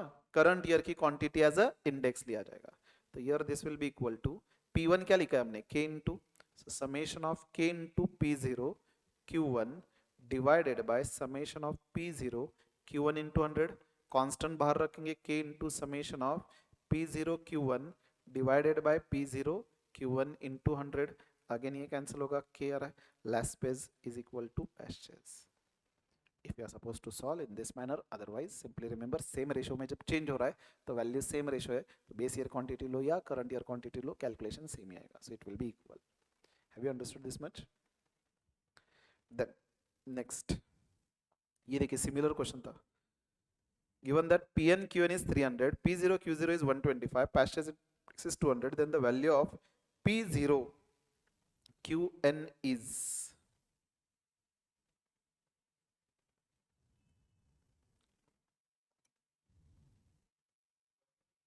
150। जो दिया है उसका फॉर्मूला यूज करके देखते हैं। पैस्चर्स का फॉर्मूला क्या है? Pn Qn ना, पैस्चर्स में हम करंट ईयर क्वांटिटी मानेंगे, divided by P0 Qn is equal to 200, तो Pn Qn दिया हुआ है 300, सो 300 मैं यहाँ पे नीचे लिखता हूँ, इसकी वैल्यू दी है ना 300, और I will write over here only, weight. Fourth question, Paasche's का फॉर्मूला क्या है? समेशन ऑफ कर price of the current year upon P0 and weight क्या लेंगे यहाँ पे? करंट ईयर का वेट लेंगे इनटू 100, राइट? अब यहाँ पे पैस्चर्स का इंडेक्स दिया हुआ है 200 is equal to Pn Qn दिया हुआ है 300, P0 Q0 दिया है, कोई का काम का नहीं है, divided by summation of P0 Qn, यही तो कैलकुलेट करना है, तो ये लेफ्ट में जाएगा, summation of P0 Qn will be 300 divided by 200, 150, answer 150A। wasn't this very easy? just formula apply करना था and then calculate करना था, बराबर है कि नहीं? then if Laspey's index number is 125, Pasteur's index number is 500, then Fisher is, अब इसमें क्या कैलकुलेशन है? 500 into 125 square root 250, answer A। Fisher index is calculated as geometric mean of Laspey's and Pasteur's, तो अंडर रूट 125 इंटू 500, तो product लेंगे square root press करेंगे, 125 into 500 square root 250।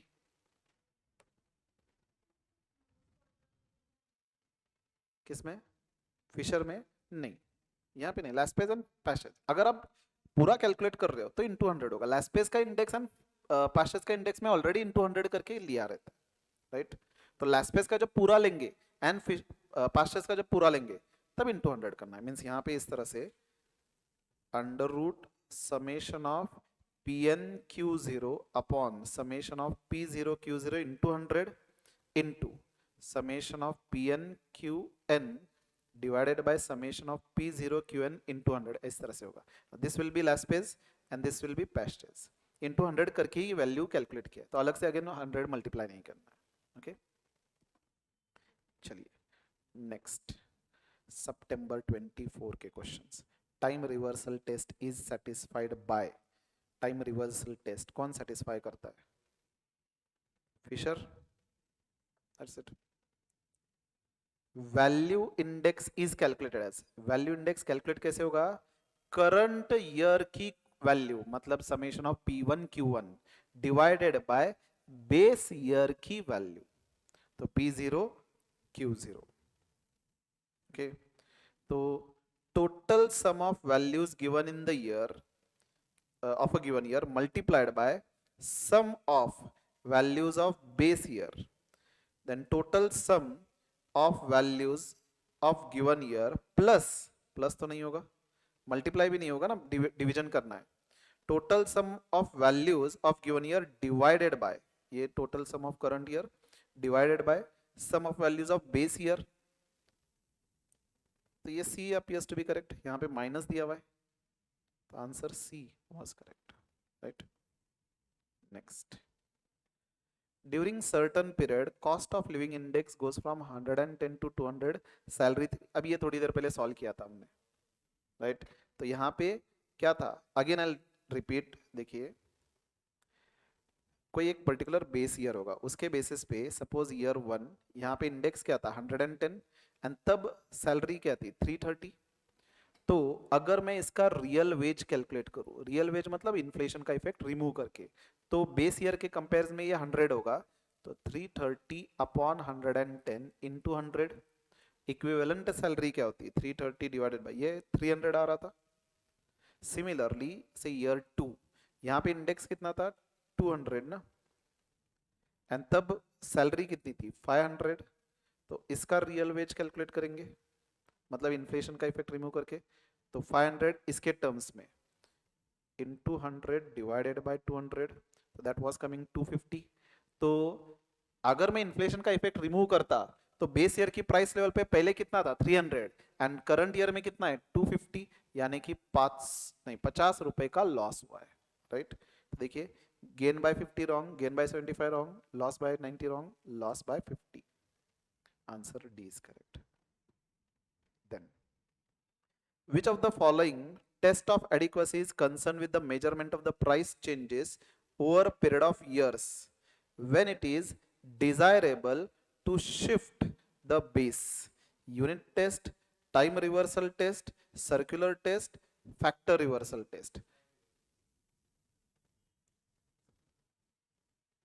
Period of years का है तो सर्कुलर टेस्ट होगा इसका answer. Shifting of, basically shifting of base को सर्कुलर इंडेक्स भी कहते हैं, क्योंकि क्या होता है यहाँ पे जीरो ईयर का हम जीरो ईयर बेस ईयर मानेंगे एंड फर्स्ट ईयर का इंडेक्स कैलकुलेट करेंगे P01, देन 1 को बेस ईयर मानेंगे एंड सेकेंड ईयर का कैलकुलेट करेंगे, that is P12।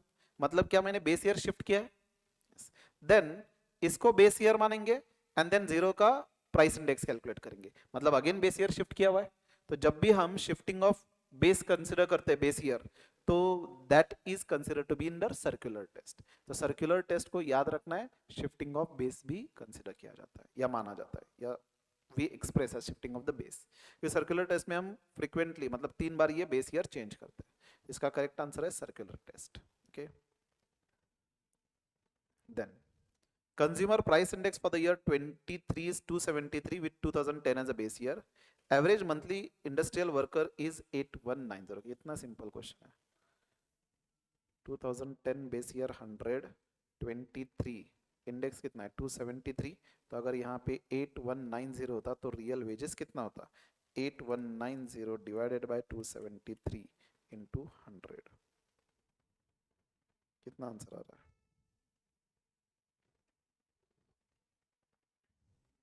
3000। Quite simple. मतलब जो बेस ईयर में 3000 की जो वेजेस थी उसकी इक्विवेलेंट आज के प्राइस लेवल पे कितनी हो चुकी है? 8190। रियल वेजेस मतलब इन्फ्लेशन का इफेक्ट रिमूव करके। Have you understood this point? चलिए, ये था कौन से ईयर का था? ये सितंबर 24। अब मई 24। If the price of all commodities in the base year are twice the values of respective commodities in the current year, then Fisher ideal index number is equal to, ये थोड़ा सा इंटरेस्टिंग है। Calculate करके बताइए।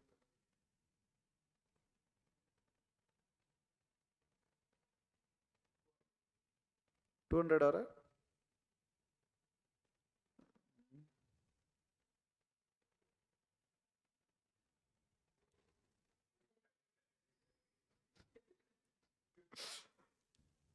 Correct. 50 correct है। देखिए क्या दिया है, बेस ईयर की प्राइस ट्वाइस। एक तो पहले लॉजिक के बेसिस पे, स्ट्रेट अवे ऑब्जर्वेशन के बेसिस पे अगर हमें कंसिडर करना है, बेस ईयर में एंड करंट ईयर की प्राइस अगर 10 रुपए हो तो बेस ईयर की कितनी होगी? 20, राइट? तो बेस ईयर का अगर इंडेक्स 100 हो तो करंट ईयर का इंडेक्स कितना होगा? 50। बराबर ना? नॉर्मल सिंपल कोई भी इंडेक्स अप्लाई करिए तो अगर ये प्राइस, क्वेश्चन ध्यान से रीड करिए, price of all commodities in the base year is twice of the value of current year. Current year में जो प्राइस है उसके कंपैरिजन में बेस ईयर की प्राइस 2 टाइम्स है, ट्वाइस। तो अगर बेस ईयर को 100 कंसिडर करें तो उसके टर्म्स में इंडेक्स कितना होगा? 50। तो आंसर डायरेक्टली वैसे ऑब्जर्वेशन के बेसिस पे 50 कंसिडर कर सकते हो अगर टाइम कम हो। अगर हमें सॉल्व ही करना है तो कैसे करेंगे? बेस ईयर को हम P0 मानते हैं, करंट ईयर को P1 मानते हैं, राइट? तो year can I write P0 is equal to 2 times of P1, right? और P1 is equal to P0 divided by 2। Is it right? ये फर्स्ट पार्ट हुआ। अब फिशर इंडेक्स अगर कैलकुलेट करना है तो लास्ट पेज एंड पास्ट पेज कैलकुलेट करना होगा। लास्ट पेज का फॉर्मूला क्या है? Summation of P1 upon P0 and base year की क्वांटिटी लेंगे इनटू 100। Is it right? अब यहां पे हम क्या करेंगे से, जस्ट अ सेकंड, P1 को हमने P0 अज्यूम किया ना,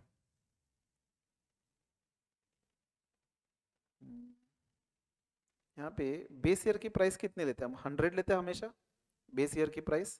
तो अगर हमने यहाँ पे P1 बेस ईयर को 100 कंसिडर किया तो इसको 20 डिवाइडेड बाय 2 होगा, दैट इज 50। मतलब बेस ईयर का इंडेक्स अगर 100 हो तो करंट ईयर की प्राइस कितनी होगी? 50, राइट? तो here we don't know the quantity, so what we can do is P1 को एक्सप्रेस करेंगे P0 की टर्म्स में, राइट? कैसे कैलकुलेशन होगा इसका? P1 we are expressing as 50, तो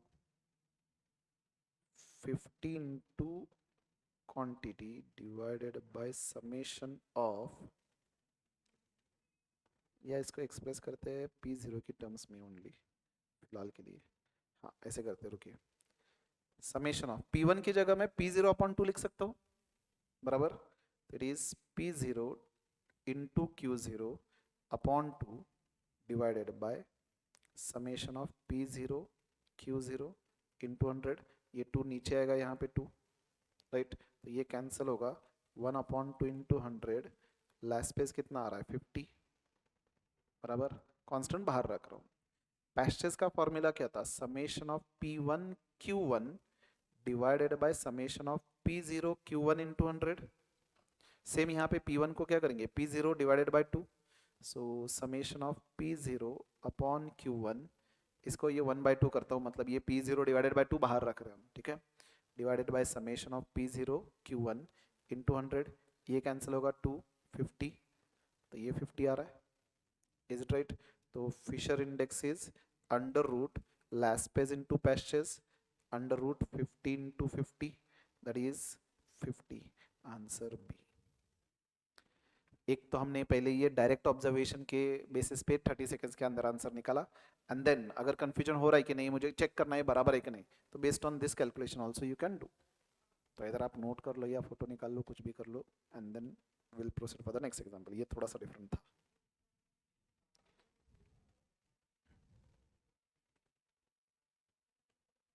हाँ,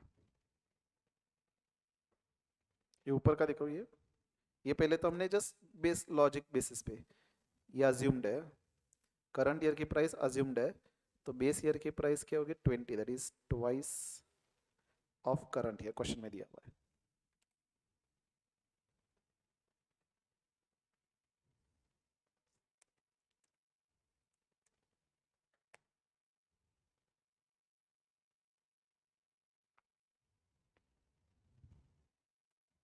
Just let me know once completed.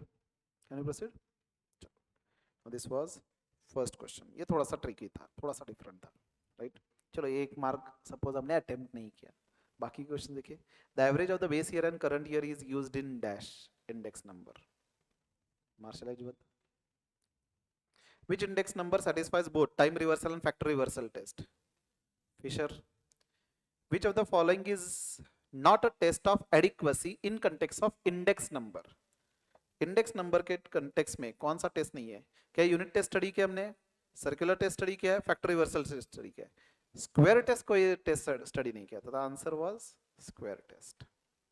Okay, then हो गए इतने ही क्वेश्चंस है। I should have added more questions ना, एक्चुअली मैं ऐड कर रहा था लेकिन सुबह टाइम ही नहीं मिला। व्हाट आई डू, अगर पॉसिबल होता है I add more questions along with solution and share with you. Okay, but at least इतने तो आपको रिवीजन करना है। ओके,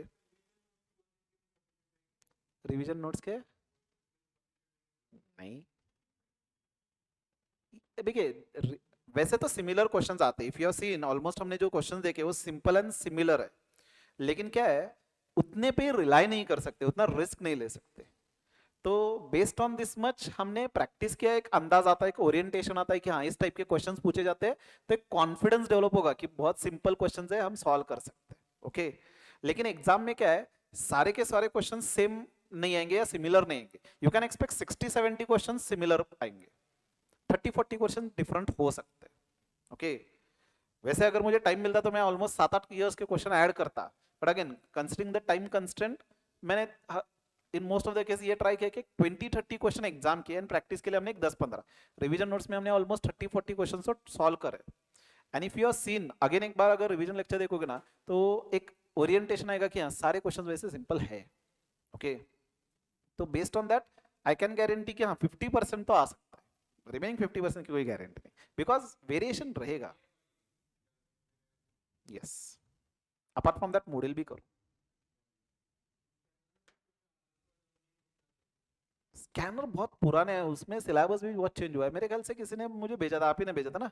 हाँ, वो अभी प्रोबेबल एरर जाता ना वो सिलेबस से निकाला हुआ है, वो प्रोबेबल एरर करके कंसेप्ट हुआ करता था पहले, वो अभी नहीं है, मॉडल से निकाला हुआ है, तो इसके ऊपर क्वेश्चन नहीं आते। नहीं नहीं, एक काम करिए, मॉड्यूल अपने क्लास नोट्स एंड ये रिवीजन इतना करके चाहिए, सफिशिएंट रहेगा। उसमें भी एक्सपेक्ट करिए 20-30% डिफरेंट आएगा, लेकिन 60-70% तो डेफिनेटली आप सॉल्व कर पाओगे। ओके, 100 में से 100 ट्राई करना है तो ठीक है, वो जितना हो सके वो उसके लिए लिमिट ही नहीं है फिर, बट आई गारंटी अपने मॉड्यूल्स क्लास नोट्स एंड ये रिवीजन नोट्स के करोगे ना 70% तो डेफिनेटली आप अटेम्प्ट कर सकते हो विदाउट एनी प्रॉब्लम। ओके, 20% कभी कभार वेरिएशन आ सकता है। ओके, ये last question, which of the following does not satisfy time reversal test? Fisher satisfy करता है, लैस्पेज एंड पैसेज ये सेटिस्फाई नहीं करते। यहाँ पे फिशर दिया हुआ है, यहाँ पे फिशर दिया है, answer B, that's it. 20 questions हो चुके हैं, उसमें अगर आप देखो तो एक आध एग्जाम में एक क्वेश्चन डिफिकल्ट है, अदरवाइज बाकी सारे क्वेश्चन सिंपल है। 5 में से 4 तो गारंटी मिलने चाहिए, मोस्टली 5 में से 5 मार्क ही स्कोर करना है इसमें। तो you have to identify those topics जो एग्जाम में मार्क्स पिचेंगे। I can tell you measures of central tendency and ये 12 एंड 5 ये तो फिक्स है। ओके, एलआर में से 20 में से 15 तो मिल सकते, 15 तो मिल सकते, तो 20 एंड ये 15 35 हुआ।